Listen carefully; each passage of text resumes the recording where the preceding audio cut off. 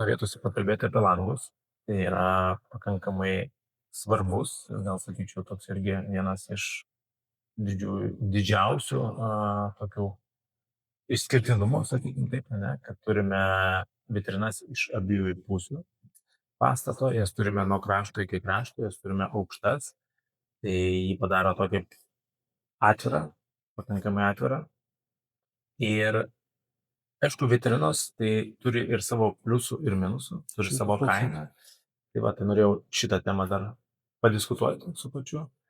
Ir taip pats matai pliusus, minusus šito, ne? Ir nes renkantis ir mes ir medžiagiškumą ilgai rinkomės, ir dėl grūdinimo sprendėm, ir dėl saulės kontrolės tikrai buvo diskusijų. Ne? Bet buvo prieita prie tokio maksimaliai saugiausio sprendimo. Tai yra nepigiausio. Bet reikėtų kaip sakyti, tą apibūdinti, ne, pabendrauti apie tą temą. Tai kaip pats manai, vitrinos iš vienos pusės atveria, kokią tai turi minusą? Tai Tai mintis tokia, kad pliusas didžiausias tai yra, kaip sakai, tas skaidrumas, pastato skaidrumas, kadangi nedidelis tūris, bet mes su vitrina galima praplėsti, tarkim, tą erdvę arba kad žvilgsnis neužkirtų ten už sienos, už kažkokių durų ir taip toliau, dar nesuskaidytų tos pakankamai mažos erdvės. Tai šito atveju pasirinkimo tas didelio formato vitrinų sprendimą, kuris mano akim pasiteisino ir atskleidžia tos gražiausio vaizdo pro langus tą tokį efektą, plius įsileidžia pakankamai daug šviesos, ten tarkim saulėtą dieną, arba jeigu tai yra ūkanota niūri diena, tai tuo labiau įsileidžia pakankamai daugiau tos aplinkinės šviesos.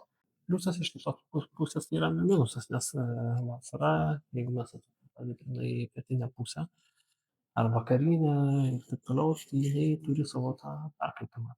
Tai dažnu atveju žmonės, kurie renkasi kokią nekilnojamą turtą, tai traktuoja, kad tai yra pliusas, bet iš kitos pusės, ypatingai individualioj statyboj ir moduliniam, kur ta prasme tūriai nedideli, o ta prasme saulutė greitai ten prikaitina ten tarkim tą patalpą, tai vis tik yra iššūkis paskui suvaldyti ten tą temperatūrą, prisidengti, kad saulė ten tarkim nespigintų ir taip toliau, tai dar tam tikrus architektūrinius elementus, mini stogelius, kurie tam tikrą procentą šešėliuoja, tam tikrų ten paros laikų pridengia, šešėliuoja, bet tuo pačiu turi ir tą tokį skaidrumą į erdvę, neužstoja, neriboja tam tarkim tos erdvės. Tai mano akim tokį stengtasi buvo išlaikyti tokį balansą ir tokį sukurti tokį optimalų variantą. Galvojom, kad mums pavyko. Tai užsakovai įvertina, tai patys atvažiavę asmeniškai apžiūrėjo. dėl jų sudaryta, ne dėl mūsų. Ne, tai Bet kad visiems būtų gerai ir su tam tikru švietimu arba su tam tikru paaiškinimu tas sprendimas jis įgauna didesnę vertę, didesnę prasmę. Šiaip kaip dažnu atveju, kai žmonės neturi ten, tarkim, kažkokio architektūrinio aukštesnio išsilavinimo, ar ten kažkokių ar žinių, ar patirties, ar projektavimo patirties, ar dar kažką, jie į tą patį objektą žiūri skirtingai. Tai mes bandom šiek tiek iš tos profesionalesnės pusės apibėgti aplinkui ir į rinką pasiūlyti ten, tarkim, mums atrodančius ir tokius sprendimus šiek tiek geresnius, kurie turėtų kažkokią tokią gilesnę paslėptą prasmę, kuri galbūt iš pat pirmo žvilgsnio ir nesimato. tai netgi gal papildyčiau, kad iš tikrųjų ties langais tai bene daugiausia buvo turbūt ir ilgiausiai trukusių diskusijų. Kas gal stebina, ne? Bet, Atrodo paprasta. Taip, atrodo paprasta, langus užsakyti, tu žinai, matmenis ir imi ir darai. Bet iš tikrųjų bene ilgiausiai, dėl to, kad daug vietų ties vitrinomis yra, kur tikrai kelia klausimų, nes tai yra atitinkamai didelė kaina. Ir tikrai, jeigu vertinti į kvadrato kainą, tai labai didžiulį įtaką darantis. Kadangi ploto nedaug, tai tai- daro pakankamai didelę įtaką. Jo. Ir, sakykime, kadangi langai yra stiklai iki žemės, ne, tai dėl saugumo grūdinimas arba negrūdinti stiklai, ne, tai vėl kainos įtaka tikrai ženkli. Ne, Ar tai matosi paprastam žmogui? Ne. tikrai ne. Jo, Ar jisai žino, jisai įvertina tą irgi sunku vertinti, nes jisai mato paskutinę kainos eilutę ir tada jisai įvertina dalina iš kvadrato, ten atrinka dalina iš to kvadrato, jinai ten vienaip arba kitaip dalinasi. Ir jeigu tik ten kažkoks yra lengvas pokytis, tai jie yra brangiau, tai jie kažkokie pelno maržą didesnė ar ten dar kažkas.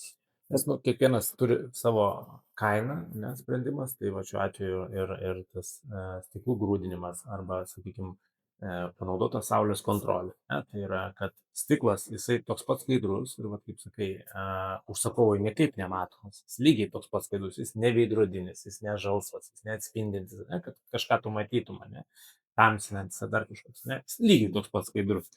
Bet jo savybės tiesiog yra kitos, ne, ir gaunas, kad už tą patį vaizdą, jeigu tu nesigilini techninius duomenis, ne, jo kaina yra žymiai didesnė, nes jis yra grūdintas dėl saugumo, nes nenueita į kompromisą tam, kad saugumas negali būti kompromisas.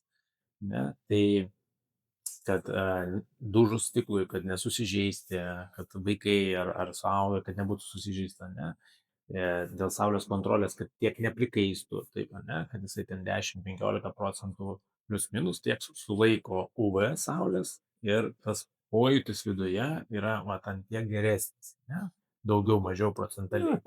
Temperatūra šiek tiek žemesnė, mažesnės išlaidos tą temperatūrą slopinti, mažinti, tai čia viskas susiję, kad nėra taip labai paprasta ir lengva ten apskaičiuoti, nei palikti, nei paaiškinti, labai turi čia kažkoks žmogus būti, ar tai susikovas, kuris nusipirkęs turėtų ten du pastatyti tokius identiškus. Vienodų rakursų. Taip, į saulę ir tai jau rakursas skirtas. Nes vienas išėliotų kitą gali. Bet jau tada reikia plačiau vieną šalia kitą pastatyti ir tom pačiom sąlygom matuoti ir temperatūrą, ir energijos suvartojimą. Ja, čia ir ten dar, bet čia 2% žmonių, kurie į tą pusę orientuoti ir ten turi ir didžiulį poreikį, kad vis tiek nevaldomai.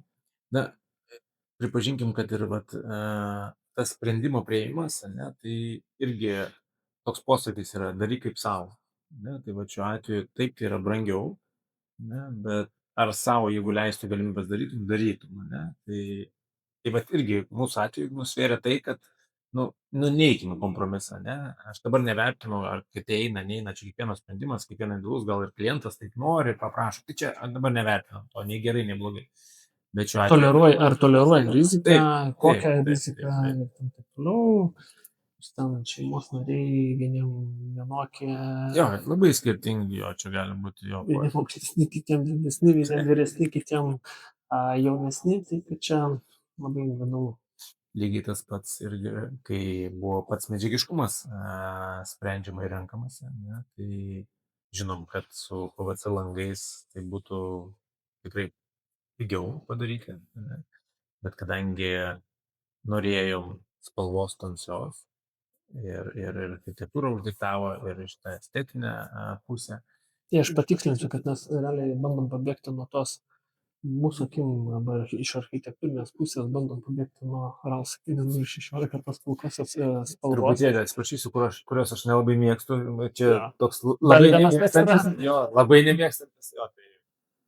Tai bandom pabėgti nuo tos spalvos įnešti kitokį požiūrį, kuris užprogramuoja tai, kad prie tamsesnės spalvos natūraliai čia fizika veikia, saulė įkaitina rėmą iki tam tikrai pakankamai aukštos temperatūros ir kuo čia yra aukštesnė, tuo jisai turi galimybę deformuotis.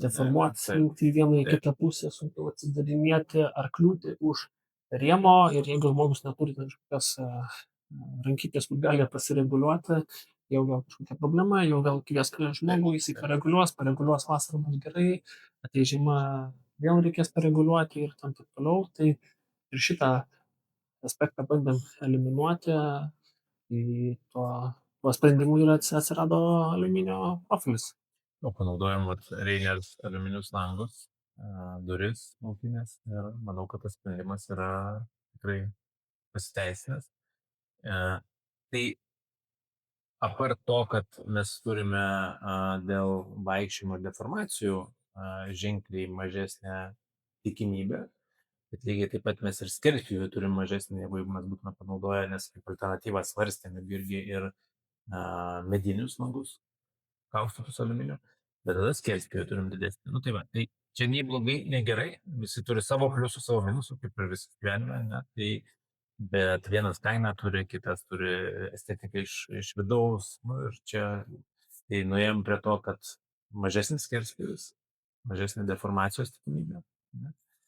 Ir manau, kad šitoje architektūroje, šitam sprendime, tai pasiteisina. Tai Pasirinkimas. teisingai patikslinsiu, kad skerspjūvis tai yra, tarkim, lango rėmo plotis šiuo atveju, kuris riboja ten, tarkim, vaizdą iš vidaus į išorę arba skaidrumą, šviesos patekimą į vidų. Tai va, tai irgi daro įtaką, tai daug lengvesnės vitrinos žiūrisi ir atrodo ir nekliūna taip žvilgsnis. Netgi toj vietoj, kad pavyzdžiui su PVC langais, ne, tai atsiranda sudalinimai dažnesni, ne, tai negalime išgauti tokios vitrinos, ne, mes turim tada skelimą dėti horizontalų, ne, tai smulkmena, bet jeigu žiūrėti per visumą, nu darom. Ne, tai subtilūs maži dalykai, jie turi savo kainą, bet jeigu nori išgauti, nu, visi jie susideda į tą bendrą galutinę samatėlę, nes tai yra toks sprendimo kainas. Taip, yra atidarius vitriną, tarkim, mes turim tą pačią spalvą iš visų pusių, Taip. kas dažnu atveju PVC variantuose pačio rėmo spalva yra, kelios spalvos yra vyraujančios ir išorinė arba vidinė spalva gali skirtis, bet tuo pačiu ir atsiranda toks margumynas, gali būti, kad vidinė spalva balta, išorė, tarkim, kita spalva, nevertinam spalvų variantų, gali būti viena spalva ir vidinė dar kita spalva, tai tokia atsiranda tokia trijų spalvų kombinacija, miksiukas, kuris vieni patinka, kitiem nepatinka, vieni tai nekreipia dėmesio, kitus labai erzina, tai visur pasirinkimai. Ne? Tai čia yra kiekvieno individualus toksai, tai gal net ir, kaip pasakyti, papildant tai, kad nėra blogo sprendimo, kad nenuskambėtų, kad kažkas PVC ten blogai ar kažkas gerai, 100% ne, nes kiekvienas sprendimas turi savo argumentų, savo pliusų, savo minusų, bet turbūt ir yra subtiliausia, tai kad tam gaminiui, ar tai būtų pastatas, ar individualus namas, ar modulinis namas, kad kur daugiau atsiskleistų pliusų, bet mažiau minusų. O visada turėsi ieškoti kažkokį tai kompromisą. Kompromisą 100%.